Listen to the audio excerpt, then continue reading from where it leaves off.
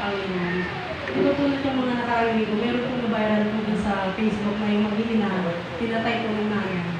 Ano ako po ay wala pa po sa Panginoon, ay ako po ay ganun. Ang aking pong mga anak ay gusto ko na rin pong patayin lahat. At ako rin po ay magpapakamatay. Pero alam niyo po ba, natunay nga po pala, nakapag po ang Diyos ay kumilos sa ating buhay. Ako rin po kasi dati, biktima rin ako ng anxiety at saka depression. At napakarami pang mga pagsubok problema sa aking buhay.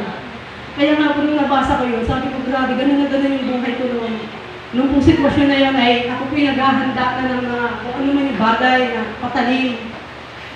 Para patayin yung aking ano. Inihintay ko lang po yung oras na makahimbing na tulog nila.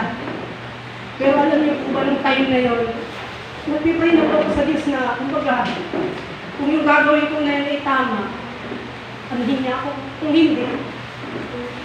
Pero sa sitwasyon ko na nandun ako sa sitwasyon na nasa depression ako, nanalangin ako na, Lord, kung ito yung katapusan namin mag-iina, ikaw nang bahala sa amin.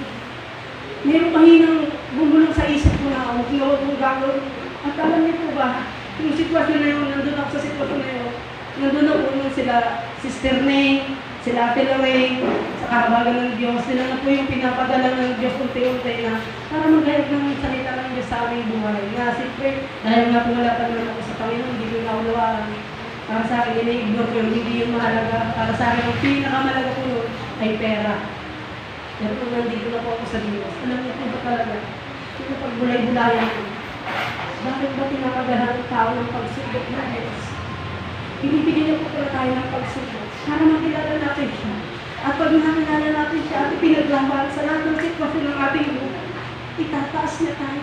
Yun yung naranasan ko ngayon. Yung mga dating pangarap sa isip, sa puso,